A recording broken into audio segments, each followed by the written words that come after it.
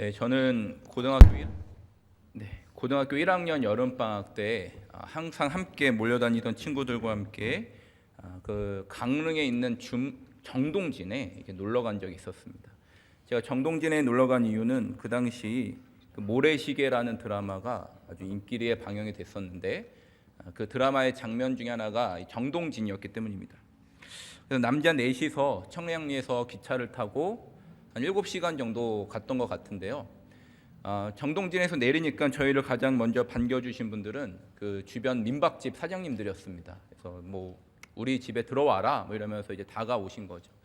저희가 생각할 때 지금 숙소를 잡으면 왠지 덤탱이를 쓸 것 같았고, 좀 느지막이 방을 잡으면 손님도 이제 더 이상 없고 비어 있는 방이 있다면 좀 싸게 주지 않겠는가라는 이런 생각 속에 거절을 하고 곧바로 해수욕장으로 가게 되었습니다.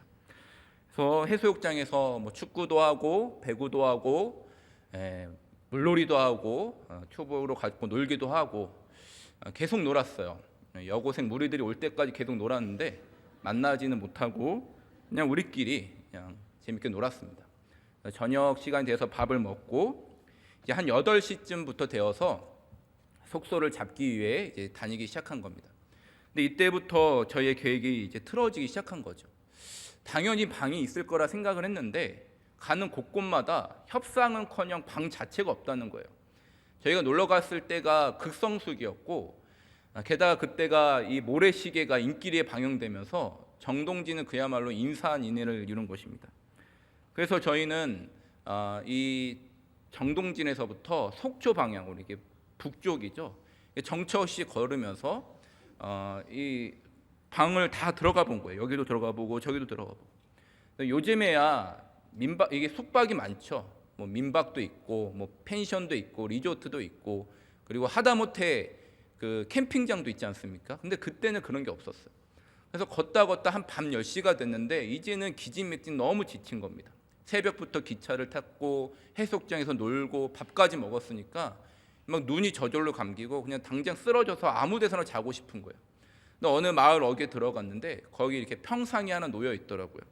그래서 너무 지쳤으니까 우리 잠깐 여기서 쉬자. 그래서 쪼로록 앉아서 쉬었는데 그게 제 인생의 최초의 야외 지침이 되었습니다. 여러분 오늘 본문 말씀을 보면 1절에 어떻게 시작하냐면 예수는 감람산으로 가시니라 라고 시작하고 있죠.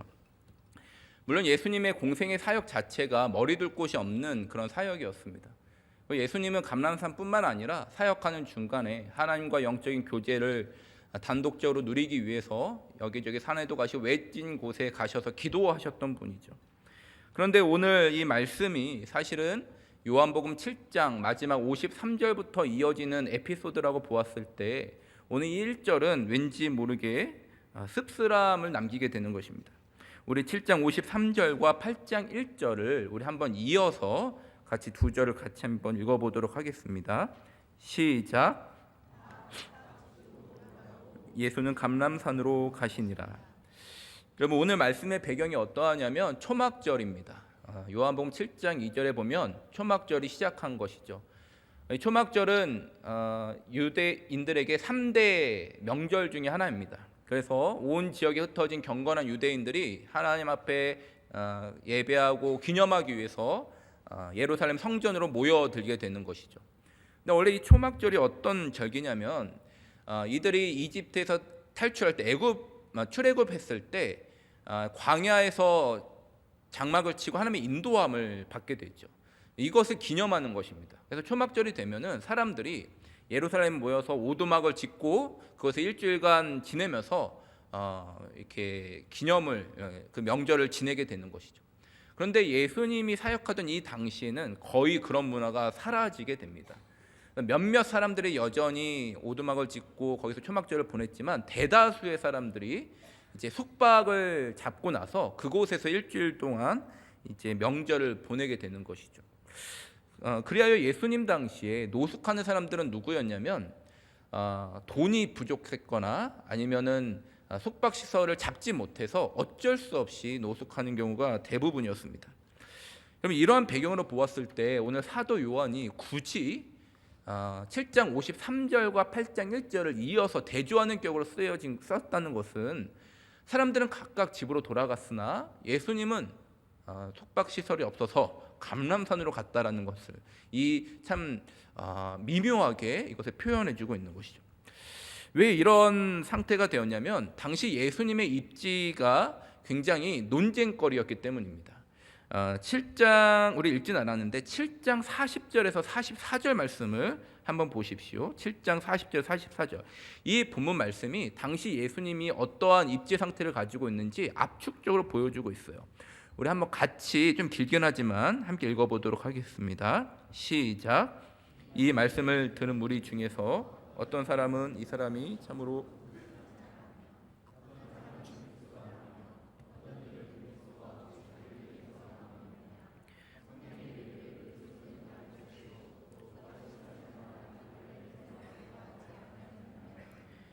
예수로 말미암아 무리 중에서 쟁론이 되니 그 중에는 그를 잡고자 하는 자들도 있으나 손을 대는 자가 없었더라. 여러분 7장 전체를 쭉 읽어보면 아시겠지만 7장 내용의 그 핵심 주제는 예수 그리스도가 도대체 누구냐라는 것입니다. 예수 그리스도에 대한 쟁론이 계속 벌어지고 있어요. 그래서 7장 3절에서 5절 같은 말씀을 보면 예수님의 형제들조차 그들의 동생조차 당신이 예수라면 지금 초막절이니까 예루살렘에 올라가십시오 라면 약간 조롱하는 격으로 예수님께 말을 걸기도 합니다. 그리고 오늘 방금 우리가 읽은 40절 44절 보면 많은 사람들이 예수님의 그 권위 있는 말씀을 듣고 이분은 선지자다라고 주장하는 사람들도 있었어요. 또 어떤 사람들은 아니다, 이분은 우리가 고대하던 메시아다라고 말하는 사람들도 있었습니다. 근데 또 많은 사람들이 어떻게 이야기하냐면 어떻게 메시아가 베들레헴에서 나오지 어떻게 갈릴리에서 나오겠느냐 하면서 이 사람은 메시아가 아니야 라고 하는 사람들도 있었고, 또 종교 지도자들 바리새인이나 서기관들은 예수님을 책잡아서 어떻게든 넘어뜨리려고 그리고 살인하려는 계획까지 잡았던 것입니다. 여러분 원래 당시 유대 사회에서는요 권위 있는 말씀을 전해주시는 랍비나 선지자가 나타나면 자기 집에 초대해서 음식도 대접하고 잠자리도 제공하는 게 원래 그들의 문화입니다. 그런데 예수님을 향해서 이분은 선지자야, 이분은 메시아야 라고 말하는 사람들조차 예수님을 초대하지 않았다는 것은 예수님에 대한 이 쟁론이 워낙 민감한 상황이었기 때문이라고 추측이 됩니다. 어쨌든 메시아가 있음에도 불구하고 아무도 그를 초대하지 않는 이 씁쓸함과 어리석음을 우리가 보게 되는 것이죠. 근데 다행히도 우리 예수님께서는 인간들과 달리 이런 상황을 서운하게 여기지 아니하시고 다시 감람산으로 가셔서 하나님과 깊은 영적 교제를 누리신 이후에 초막절 다음 날, 초막절 끝날에 다시 성전으로 나와 복음으로 무리들을 가르치고 있습니다. 우리 2절 말씀을 우리 같이 한번 읽어보도록 하겠습니다. 2절입니다. 시작.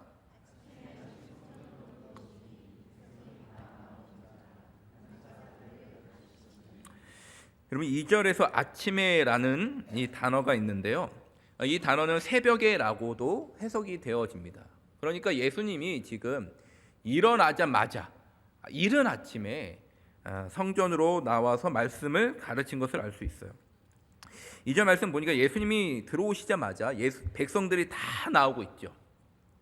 이것은 예수님이 아마 초막절 내내 성전에서 말씀을 가르쳐 왔던 걸로 생각되어지고 예수님이 나오자 기다렸다는 듯이 모든 사람들이 모여서 주님의 말씀을 듣고 있습니다. 예수님은 비록 자신을 재워준 사람이 없었지만 그들을 향한 사랑과 끝없는 그 열정을 가지고 그들에게 복음을 가르치고 계시죠. 그런데 바로 이러한 상황 가운데 갑자기 서기관과 바리새인들이 들이닥치면서 주변이 웅성웅성 되기 시작합니다. 우리 3절 말씀을 우리 같이 한번 읽어보겠습니다. 3절입니다. 시작.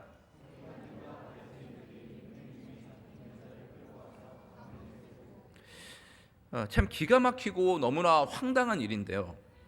서기관과 바리새인들이 간음하던 여인을 그 현장에서 음행 중에 잡아서 끌고 온 것입니다. 그래서 이 음행 중에라는 단어는 불법적인 관계를 말하는 거예요. 다시 말해서 이 여인은 결혼을 한 여인이거나 최소한 약혼한 사람이라는 것을 알 수 있습니다. 당시 유대 사회에서 약혼한 여인은 결혼한 사람과 동일한 법적 조치를 받게 되어 있습니다. 그러니까 이 여인이 행한 음행은 명백한 간통죄인 것이죠. 근데 여러분 생각해 보세요. 음행 중에 잡혔어요. 음행 중에 들이닥친 거예요. 그러니 이 여인이 나온 행색이 어떠했을까요? 제대로 옷무새도 이렇게 갖추지 못한 채 동물처럼 끌려온 것이죠. 거기다가 지금은 초막절로 온 무리가 모여 있습니다. 잔인하게도 바리새인과 서기관들이 이 여인을 성전 한가운데에 세우고 있죠. 아마도 복음서에 등장하는 인물들 중에서 가장 수치스러운 사람을 뽑으라면 바로 이 여인이었을 것입니다. 이 여인은 수많은 사람들 앞에서 너무나 수치감과 모욕감이 들었을 것은 물론이고, 이후에 자신의 죄로 인하여 행해질 그 율법 때문에 아마 두려움 가운데 떨고 있었을 것입니다. 근데 여러분, 이 사건을 가만히 들여다보면 뭔가 이상한 점을 여러 군데에서 발견할 수 있는 것입니다. 먼저 이 여인은 간음죄죠. 간통죄죠. 근데 남자가 없습니다. 간음을 혼자 할 수 있는 것도 아닌데 여자만 끌려 나왔습니다. 게다가 현장에서 잡혔어요. 현장범을 잡는다는 게 쉬운 것일까요? 현장범을 잡는 것. 요즘에도 현장범을 잡는 게 쉽지가 않습니다. 형사들이 며칠 몇 날 잠복해야만 잡을 수 있을까 말까죠. 제가 2001년 어느 가을날 한 오후 3시쯤 되었던 것 같아요. 제가 점심에 친구랑 약속이 있어서 밥을 먹고 이제 집으로 돌아가는 길이었는데요. 신대방 삼거리역 근처였습니다. 근데 저쪽에서 이 축구 국가대표 그 유니폼을 입은 남자가 쩔뚝거리면서 저에게 다가오는 거예요. 제가 얼핏 봤는데 잘못 봤나 할 정도로 굉장히 유명한 선수였습니다. 히딩크 감독이 와가지고 새롭게 발탁된 사람이었고 2002년 월드컵 때 주전으로 맹활약한 선수였어요. 내가 잘못 봤나 하고 긴가민가하고 있는데 이 사람이 쩔뚝거리면서 저에게 먼저 다가와서 말을 거는 거예요. 안녕하세요. 축구선수 누구누구입니다. 이름을 밝히지 않을게요. 누구누구입니다. 제가 너무 놀래서 진짜 선수 맞으시군요. 전 긴가민가 했어요 하면서 막 오두방정 떨면서 굉장히 반가워했어요. 근데 이분이 하시는 말이 제가 대학교 축구팀과 연습을 하다가 지금 발을 다쳐서 팀닥터와 함께 병원에 나왔습니다. 근데 팀닥터가 급한 일로 먼저 가게 돼서 홀로 남아 있는데 제가 유니폼밖에 입고 있지 않아서 핸드폰과 지갑이 없습니다. 혹시 차비를 좀 빌려주실 수 있을까요? 그래요. 이거 어쩌나. 알겠습니다. 하고 2,000원을 제가 드렸어요. 근데 이분이 굉장히 당황해 하시면서 저는 유명인이라 대중교통을 탈 수가 없습니다. 오히려 더 위험해지니까 혹시 택시비를 빌려주실 수 있을까요? 그렇죠. 제가 일반인이라 그걸 몰랐네요. 하면 지갑을 보니까 3만 원이 전부였어요. 근데 3만 원이 전부인데 혹시 될까요? 그랬더니 이분이 3만 원이면 괜찮다면서 감사하다면서 저에게 연락처를 일러주시는 거예요. 연락처를 주시면서 꼭 연락 주십시오. 제가 사인볼과 사인 유니폼을 함께 드리겠습니다. 정말요? 정말 감사합니다. 다치지 마시고요. 정말 팬이에요 하면서 그분을 보내드린 거예요. 너무 기뻐하면서 집에 돌아왔는데 한 1시간쯤 지나고 나니까 뭔가 찜찜한 거예요. 생각해 보니까 유명한 축구 대표 선수인데 그 혼자 쩔뚝거리면서 길가에 서 있는 것도 뭔가 이상하고, 저는 대학생인데 저에게 다가와서 돈을 빌린 것도 이상하고, 더 찜찜한 거는 분명히 저한테 올 때는 쩔뚝거리면서 왔는데 돈을 받아 갈 때는 왠지 종종걸음으로 갔던 것 같은 그 느낌이 지워지지가 않는 거예요. 그래서 제가 믿어야 되나 말아야 되나 고민하다 당장 전화면 실례 아닐까 막 고민하다가 전화를 걸었어요. 그랬더니 어떤 여성분이 전화를 받는 거예요. 혹시 축구대표 선수 누구 아닌가요? 그때 갑자기 화를 내면서 도대체 전화번호를 어떻게 받았길래 왜 나한테 자꾸 축구 선수라고 하냐고 다신 전화하지 말고 끊어버리는 거예요. 얼마나 열불이 나고 분통이 터지는지 그 다음 날부터 오후 3시가 되면 저는 신대방 삼거리역에 나가서 골목에 잠복해가지고 그 사람을 기다렸어요. 근데 하루가 지나고 이틀이 지나고 3일이 지나고 4일이 지나도록 저는 송종국 씨와 닮은 꼴을 발견할 수가 없었어요. 못 찾았어요. 여러분, 현장범을 찾는다는 게, 잡는다는 게 쉬운 게 아닙니다. 근데 여러분, 오늘 이 사건의 구성을 한번 보세요. 지금 예수님이 이른 아침에 나와 계세요. 새벽녘에 나와 계시죠. 많은 사람들과 복음을 막 전하고 있는데 바리새인과 서기관이 현장에서 잡았다고 데리고 온 거예요. 이건 말이 되지가 않습니다. 남자도 없고, 이건 아마도 그 전날 밤 간음한 것을 알고 대기하고 있다가 예수님이 나온 그 때를 맞춰서 급습한 거죠. 여러분, 이 종교인, 이 지도자들은요, 이 여인의 죄를 어떻게 집행할까에는 관심이 없어요. 이 여인의 죄에 대해 관심 있는 게 아니라 오로지 예수님을 어떻게 넘어뜨릴 수 있을까, 어떻게 책을 잡을 수 있을까, 이 여인을 도구로 이용하고 있는 것이죠. 이것이 사전에 계획된 사건이라는 것은 우리가 6절 말씀 속에서 이들이 고발할 조건을 얻고자 했다는 이 문구만 봐도 확인할 수 있는 것이죠. 자, 그러면 여러분, 우리 4절 말씀을 우리 먼저 한번 읽어보겠습니다. 4절입니다. 시작.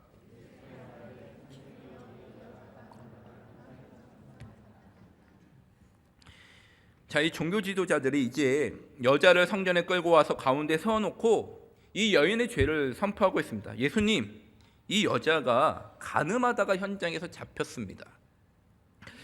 성전에 모여있는 이 유대인들이 이 말을 듣기 전까지는 무슨 일인지는 잘 몰랐을 거예요. 뭔가 죄를 지었는데 무슨 일일까 웅성웅성대고 있었겠지. 근데 이 여인이 간음죄다, 간통죄다라는 것을 듣게 된 순간 이 안의 분위기는 순식간에 갑작스럽게 분노와 살기로 변화가 되는 것입니다. 왜냐하면 이들은 간음하다 잡힌 여인을 어떻게 해야 되는지 그 율법을 너무나 잘 알고 있기 때문입니다. 여러분, 우리 사진 몇 장을 좀 먼저 보여주셨으면 좋겠는데요. 우리 슬라이드 사진 3장 정도 되는데요. 다음 장 사진 보여주시겠습니다. 이 사진들이 뭐냐면 여전히 중동에서 지금 벌어지고 있는 간음하다 잡힌 사람을 향해 투석형, 돌을 던져 죽이는 그 형을 집행하는 장면입니다. 다음 화면 마지막 보여주세요. 네, 됐습니다. 사진이 흐릿한 이유는 원래는 동영상으로 유튜브를 검색하면 실제 그 현장이 뉴스로 잡힌 것들이 있어요. 근데 이제 너무 잔인하기 때문에 이제 이미지로만 여러분들에게 보여드린 것입니다. 여러분, 이 간통죄에 대한 형벌을 집행할 때 이 사람들의 표정을 보셨습니까? 수많은 사람들이 몰려드는 것이죠. 살기를 가지고 당장이라도 집어던질 것처럼 찾아오는 것입니다. 아마 요한복음 8장에 나타나는 예수님 주변에 있던 이 군중들도 마찬가지였을 것입니다. 이들은 순식간에 분노와 살기로 휩싸여서 이 여인을 당장이라도 죽일 것처럼 노려보고 있었을 것입니다. 어떻게 저런 추잡한 일을 이 초막절 명절 때 할 수 있느냐? 생긴 거는 멀쩡하게 생겨서 어떻게 저런 음탕한 짓을 하고 있느냐? 욕을 하고 혀를 차며 침을 뱉었을 것입니다. 마치 자신들은 단 한 번도 이런 수치스러운 행동을 한 번도 행하지 않는 것처럼, 나는 너와 질적으로 달라라고 생각하는 것처럼 그녀를 수치와 경멸의 대상으로 바라보고 있는 것이죠. 사랑하는 여러분, 이것이 우리 인간들의 모습입니다. 자신들의 안에 있는 들보는 보지 못하고 남들에게 있는 티를 잘 보죠. 쉽게 판단하고 쉽게 그 사람들을 밀어내는 것입니다. 우리 가운데 누군가가 도덕적으로 큰 문제에 빠지고 경제적인 어려움 가운데 있다면 대놓고 말은 하지 않지만 속으로는 판단하는 것이죠. 속으로는 다 생각하는 것입니다. 어떤 집사님의 자녀가 폭력의 문제로 고통을 받고 온 가족이 어려움 가운데 빠졌습니다. 말은 하진 않지만 속으로 생각합니다. 어떻게 자식 교육을 시켰길래 저 아이는 저 모양일까? 쟤는 왜 저런 짓을 하는 것일까? 라고 마치 나의 자녀는 단 한 번도 나를 속썩인 일이 없는 것처럼, 한 번도 자녀 때문에 고통받은 적이 없었던 것처럼 판단합니다. 어떤 집사님이 잘못된 투자로 경제적으로 어려워졌습니다. 그러면 사람들이 또 판단하는 것이죠. 자신은 한 번도 실수하지 않은 것처럼, 모든 계획이 평탄하게 흘러갔던 것처럼 어떻게 저렇게 어리석을까 생각하는 것입니다. 우울감과 마음의 괴로움 가운데 빠져있는 사람들을 바라보면서 나는 사람들로부터 이런 따뜻한 보살핌이 한 번도 필요 없었던 것처럼 쉽게 나와는 다른 사람으로 분류하고 취급하는 것이죠. 이 자리에 모여있는 무리들 역시 같은 생각으로 이 여인을 바라보고 있습니다. 그리고 이어서 서기관과 바리새인들은 이 여인에게 행하셔야 될 율법, 모세 율법을 거론하며 예수님에게 판결을 촉구하고 있습니다. 우리 다 함께 5절 말씀을 같이 한번 읽어보겠습니다. 5절입니다. 시작.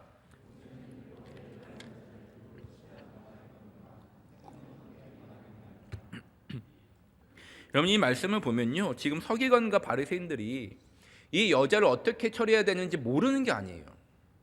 율법에 따라 돌로 쳐서 죽여야 되는 것이죠. 이미 신명기 22장 22절 3절 4절 5절 쭉 나와 있습니다. 그리고 이 유대인들도 다 알고 있는 것이죠.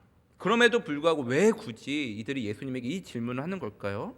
그것은 아까 이야기한 대로 예수님을 넘어뜨리고자 하는, 예수님을 무너뜨리기 위한 함정과 모함이었던 것입니다. 우선적으로 예수님의 가르침 자체가 당시 종교 지도자들과 차원이 달랐어요. 예수님의 말씀에는 권위와 능력과 힘이 있었고, 예수님은 죄인들을 들추어내어 그들을 정죄하는 것이 아니라 그들의 죄를 알려주시고 회개케 하신 다음에 온전히 회복케 하시기 위해 이 땅에 오신 분이었던 것이죠. 그러므로 언제나 사랑과 긍휼로 죄인들을 품어주셨던 분입니다. 그런데 만약 이 질문 앞에서 이 여인을 돌로 쳐라 하면 그동안 예수님의 가르침과 전혀 반대가 돼버리는 거예요. 앞뒤가 맞지 않는 예수님이 되는 것이죠. 더 나아가서 이 여인을 돌로 치라 하면 이것은 로마에 대한 반역죄입니다. 당시는 로마 식민지 시대였기 때문에 사형 처형은 오직 로마인만 할 수 있었던 거예요. 그렇기 때문에 예수님이 이런 말씀을 하면 고소하려는 심상이었던 것이죠. 그렇다고 해서 예수님이 이 여인을 용서하라 라고 한다면 이것도 문제가 되는 것입니다. 왜냐하면 이것은 명백한 간통죄고 모세가 하나님으로부터 받은 율법에 돌로 쳐서 죽이라고 나와 있기 때문입니다. 그러므로 그냥 용서하라고 하면 율법을 어긴 자가 되고 율법을 반하는 자가 되는 것입니다. 만약 예수님이 이렇게 대답하면 사람들은 여론을 만들 것이고 예수님을 종교 재판에 회부할 수 있었던 것이겠죠. 그러니까 나름대로 생각을 하고 이러지도 저러지도 못한 음모를 꾸며낸 거예요. 그러면 선생님 어떻게 처리하겠습니까? 어떻게 말하겠습니까? 라면 대답을 재촉합니다. 여기서 이 선생이라는 단어는요, 당시 어떤 위치냐면 질문을 받으면 대답을 해줘야 돼요. 만약 대답을 안 하고 회피하면 굉장히 이 큰 수치를 당하는 것입니다.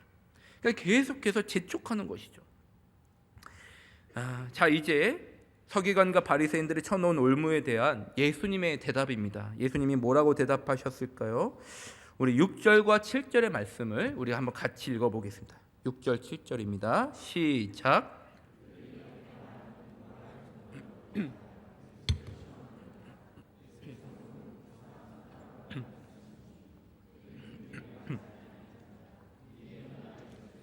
너희 중에 죄 없는 자가 먼저 돌로 치라 하시고, 기독교 역사상 가장 연구가 활발한 말씀이 있었다면 아마 요한복음 8장 6절과 8절이 아니었을까 생각이 듭니다.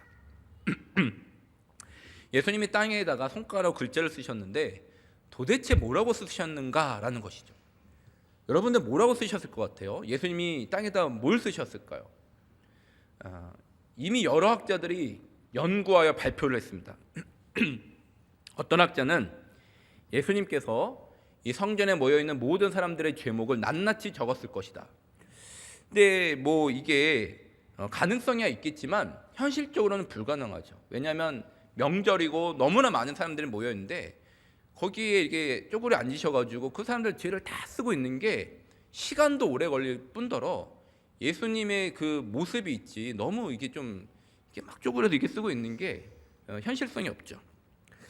어떤 학자는 이렇게 이야기했습니다. 예수님께서 이 여인과 부정적인 관계를 맺은 이름의 명단을 적었을 것이다. 굉장히 무섭죠. 근데 이것도 현실성이 없어요. 왜냐하면 일단 이 여인은 창녀가 아닙니다. 그리고 이후의 말씀 보면 어른부터 젊은이까지 다 그곳에 빠져나간 것을 보았을 때 현실성이 없습니다. 예수님께서 어떤 내용을 쓰셨을까 참 궁금하지만 오늘 본문은 이 부분에 대해서는 침묵하고 예수님의 행위에 대해서만 이야기하고 있죠. 그러니까 우리가 무슨 생각은 해볼 수 있는데 너무 여러 추측을 하는 건 의미가 없습니다. 그런데 분명한 건 뭐냐면 이후의 말씀을 볼 때 분명한 사실은 예수님께서 땅에다가 손가락으로 글을 쓰시고 그리고 그들에게 말씀하실 때 성난 군중들이 잠시 침묵하는 시간이 가져졌다는 것이고 또 더 나아가 이 여인을 향하여 분노의 시선으로 바라보던 그 눈빛들이 예수님의 행위와 말씀을 통해 자신의 모습을, 자신의 본성을 돌아보는 눈빛으로 변화되었다는 것입니다. 여러분 7절 말씀을 보시면 이 예수님이 바로 이러한 행동을 쭉 하고 있는데 여전히 이 서기관과 바리새인들은 예수님에게 질문을 촉구하고 있어요. 그들이 묻기를 맞이 아니하는지라. 이들이 아마 예수님이 당황해서 대답을 피하고 있다라고 생각했던 것 같아요. 자, 이들을 향해서 예수님의 판결이 바로 이것이었습니다. 너희 중에 죄 없는 자가 먼저 돌로 치라. 너희 중에 죄 없는 자가 먼저 돌로 치라. 여러분 이 판결은 첫 번째로 이 여인은 죽을 죄를 지었다는 것이에요. 이 여인의 죄를 인정하십니다. 이 여자는 명백한 간통죄야. 돌로 차서 죽여야 돼 라고 판결을 내신 것 같죠.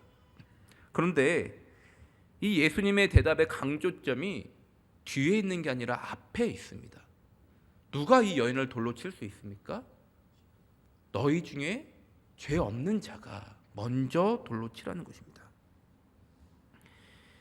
여러분 오늘 이 종교 지도자들은요 아까도 서두 이야기했지만 이 여인의 죄에 대해서는 아무 관심이 없어요. 종교 지도자들인데 하나님의 백성이 거룩하지 못한 것에 대한 분노가 없어요. 하나님이 이 상황 속에서 얼마나 슬퍼하실까 하나님에 대한 마음의 헤아림이 없어요. 영적인 고민도 없고 이러한 생각은 종교 지도자들뿐만 아니라 여기 모인 무리들도 마찬가지였습니다.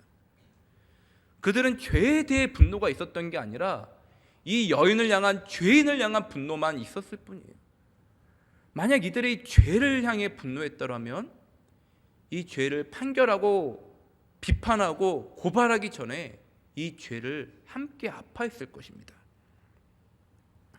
그런데 오늘 이 진리 되신 예수 그리스도께서 빛 가운데 말씀을 선포하시자 어떤 일이 벌어집니까?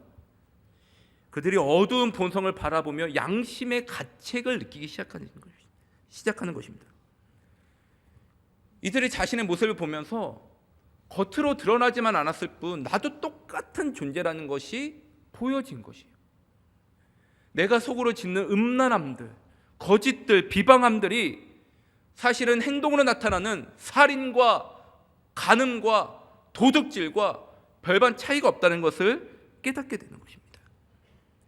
자신들의 모습이 이 여인의 모습이고 이 여인의 죄가 나의 죄라는 것을 보게 된 것이죠.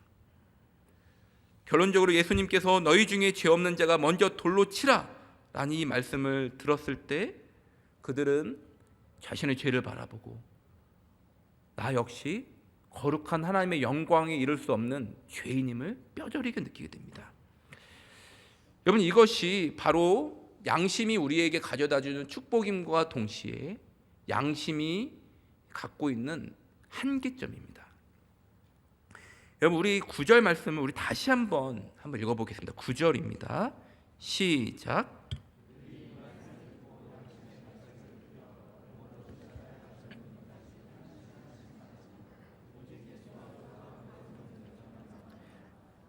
자, 여러분 로마서 2장 14절 15절 말씀을 보면요. 하나님이 인간에게 두 가지 율법을 주셨어요. 하나는 모세가 받은 돌판에 새겨진 율법이고 또 하나는 우리의 마음에 새겨진 양심의 율법입니다. 이 양심이라는 것은 하나님이 모든 인간에게 주신 일반 은총이에요. 그래서 이 양심이 제대로 작동되면 내가 죄인이라는 것을 깨닫고 더 나아가 나는 벌을 받아도 된다라는 정죄감마저 드는 게 이 양심입니다. 그래서 양심만 제대로 작동이 되면 구원에 이르지는 못하지만 최소한 이 사회가 현상 유지는 될 수 있도록 하나님이 일반 은총으로 부어주신 거예요. 근데 이 문제는 뭐냐면 이 양심은 시간이 지나면 지날수록 무뎌진다는 거예요. 특별히 자꾸만 죄에 접촉이 되면 더 이상 제대로 작동이 되지가 않아요. 그래서 우리가 극악무도한 죄를 지은 사람들에게 뭐라고 이야기합니까? 이 뭐도 없는 놈? 이 양심도 없는 놈이라고 욕을 하는 거죠. 이 벌레만도 못한 놈. 너무 심했나요? 이 동물보다 못한 놈. 이렇게 욕을 하는 거죠. 여러분, 양심은요 인간에게만 주어진 하나님의 은총이에요. 저는요 동물들이 양심이 없다라는 것을 개를 키우면서 깨닫게 됐어요. 제가 저희 집에서 이제 방에서 개를 키운 게 아니라 마당이 있었을 때 마당에서 개를 키웠는데 흰 개랑 검정 개가 있었어요. 근데 얘네들이 태어날 때부터 거의 저희 집에 살았는데 흰 개가 거의 한 달 정도 먼저 태어났어요. 흰 개가. 한 달 먼저 태어난 게 무섭더라고요. 처음부터 이 주도권을 잡아가지고 서열이 흰 개가 더 높은 거예요. 크기는 검정 개가 더 큰데 흰 개가 아주 그냥 검정 개를 잡는 거예요. 근데 제가 이렇게 간식을 던져주면 하나를 던져주면 누가 먹을까요? 흰 개가 채갑니다. 또 던져주면 또 흰 개가 채갑니다. 검정 개도 먹으라고 흰 개한테 멀리 던지고 딱 던져주면 흰 개가 잽싸게 먹고 와서 검정 개를 왕 해가지고 쫓아내고 뺏어 먹어요. 흰 개를 붙잡지 않으면 계속 먹습니다. 붙잡고 있어도 놔달라고 욕 나올 뻔했네요. 이 지랄 말고 이거 뭐 있죠? 발광을 합니다. 발광을 해요. 저는 이 흰 개가 검정 개한테 사과하는 걸 한 번도 못 봤어요. 미안하다. 내가 너무 배고파서 이성을 잠시 잃었다. 뭐 이런 얘기를 안 해요. 양심이 없어요. 동물은 양심이 없습니다. 인간만 양심이 있어요. 이게 일반 은총이에요. 그런데 여러분, 오늘 말씀을 보면 일단 이 성전의 사람들이 예수님의 말씀에 양심적으로 반응하고 있죠. 그래서 나이가 많은 자부터 어린 자까지 다 양심의 가책을 받고 그 자리를 떠나갑니다. 심지어 이 여인을 고발하려고 찾아왔던 서기관과 바리새인도 양심의 가책을 느끼고 떠나가죠. 제 아무리 양심이 무뎌지고 아무리 어둠 가운데 있었다 할지라도 빛 되시고 진리 되신 예수님의 말씀이 들어가니까 자신의 본성을 보게 되는 거예요. 아무리 어둠에 갇혀 있고 안 보이더라도 빛이 들어가니까 그 사이에 떠 있는 더러운 이물질들이 적나라하게 드러나게 되는 것이죠. 그래야 모든 사람이 그곳을 견디지 못하고 다 떠나갑니다. 이게 양심이 가져다주는 능력인데 더불어 한계가 있죠. 어떤 한계입니까? 모든 사람이 예수님을 떠나가 버려요. 양심은 우리에게 죄책감을 가져다줘요. 우리에게 정죄감을 가져다줘요. 그런데 문제는 이 죄를 어떻게 해결해야 되는지는 가르쳐주지 못해요. 이 죄를 해결해 주실 수 있는 유일한 구원자 예수님이 있는데 그 앞에서 다 떠나가는 것입니다. 여러분, 우리가 죄책감을 느낄 때, 우리가 정죄감에 있을 때 어떻게 해야 됩니까? 우리의 유일한 구원자 되신 예수님 앞에 엎드려야죠. 그분의 십자가가 아니면 우리의 죄를 해결해 주실 수 있는 분이 없으시죠. 아무리 내가 죄책감으로 충만하다 할지라도 주님을 떠나는 순간 그 어떤 회복도 일어나지 않아요. 그 어떤 변화도 일어나지 않아요. 오직 주님 앞에 엎드릴 때 우리의 죄의 문제가 해결되는 것입니다. 만약 우리가 예수 그리스도 앞에 철저히 무릎 꿇고 정말 우리의 죄를 자복한다면 우리 예수님은 그분의 언약대로 끊임없이 우리의 죄를 용서하시고 한량없는 은혜로 우리를 다시 새롭게 회복시켜 주시는 것이죠. 사랑하는 여러분, 이제 이 현장에 누가 남아 있습니까? 주님과 남아 있는 사람이 누구입니까? 이 여인을 끌고 온 서기관과 바리새인들, 이 여인을 돌로 쳐서 죽이려고 했던 군중들, 그리고 간음 가운데 잡혀 있는 여인. 사람들은 생각했겠죠. 나름대로 순서를 먹였을 것입니다. 그래도 바리새인이 제일 거룩하고 그 다음이 군중이고 이 여인은 정말 죽어 마땅한 죄인이야. 인간들 시각에서는 순서를 먹였는지 모르겠지만 이것은 인간의 생각일 뿐입니다. 하나님을 떠난 우리 모두는 죄인이고 우리 모두는 하나님의 영광에 이를 수 없는 절망 가운데 있는 존재들 뿐입니다. 영적으로 죽은 자들 뿐입니다. 그런데 이 현장 앞에 모든 사람이 떠나가고 가늠하다 잡힌 여인만 남았습니다. 이 여인이 모든 죄를 사하시고 긍휼을 베푸실 수 있는 예수님 앞에 엎드린 것입니다.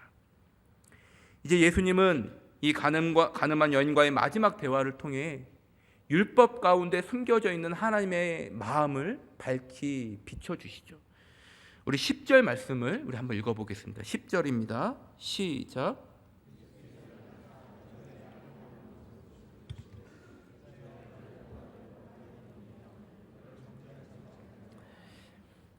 여러분, 이 말씀을 보면 예수님이 이 율법 가운데 감춰져 있는 하나님의 마음이 무엇인지 보여주십니다.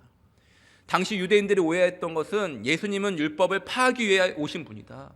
예수님은 율법과 정반대로 행동하시고 정반대로 말씀하신다라고 오해했어요. 그러나 예수님은 율법을 회파하기 위해 오신 분이 아니라 율법을 완성하기 위해 오신 분이시죠. 모세의 율법이 잘못됐다는 것이 아니라 모세가 받은 율법은 하나님의 그림자에 불과하고 예수님이 그 실체인 것입니다. 여러분, 서기관과 바리새인들의 관심은 죄인을 찾아서 정죄하고 율법으로 그들을 판단하는 것이었어요. 오늘도 마찬가지죠. 근데 예수님이 오신 목적은 무엇이냐? 죄인을 찾아서 그들을 용서하시고 회복케 하시는 거예요. 이것을 위해 오신 거예요. 이것을 위해 율법을 주셨고 이것이 율법 안에 감춰진 하나님의 마음이었던 것입니다. 하나님은, 우리 주님은 오늘 이 시간에도 이 나약한 간음 중에 잡힌 이 여인을 용서하고 계시죠. 그런데 용서를 선포하기 전에 이 여인이 자신의 죄를 직시하고 하나님 앞에 회개하게 상황을 열어주십니다. 우리 마지막으로 11절 말씀 함께 읽어보겠습니다. 11절입니다. 시작.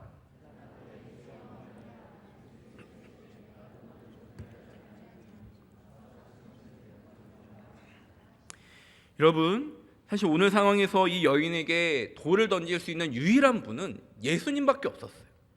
예수님만이 죄가 없었고 예수님만이 죄를 지을 수 없는 하나님이시죠. 그분만이 돌을 던질 수 있습니다. 그런데 우리 주님께서 돌을 던지지 않으세요. 나도 너를 정죄하지 않는다. 그러면서 뭐라고 말씀하십니까? 가서 다시는 죄를 범하지 말라. 가서 다시는 죄를 범하지 말라. 여러분, 이 말씀 속에서 우리 아버지 되신 하나님의 마음이 느껴지십니까? 우리 아버지 되신 하나님은 언제나 우리를 죄에서 용서하시는 분이에요. 그러나 하나님은 우리의 아버지시기 때문에 죄 가운데 있는 우리의 모습을 바라볼 때 한없이 슬퍼하는 분이십니다. 왜냐하면 이 죄가 가져다 주는 상처와 아픔을 알기 때문이에요. 우리 주님은 죄는 용서해 주실 수 있는데 죄는 우리에게 상처를 남긴다는 것입니다. 여러분, 이 여인을 보십시오. 수많은 군중들 앞에 끌려왔어요. 수치감과 모욕을 당했어요. 이 수치감은 사라지지 않는 것입니다. 죄가 그만큼 아픈 것입니다. 그래서 주님이 말씀하시죠. 나도 너를 정죄하지 않는다. 그런데 가서 다시는 죄를 범하지 말라. 그런데 이 여인이 느끼는 상처보다 더 큰 아픔은 아버지 되신 주님의 마음이에요. 여러분, 생각해 보십시오.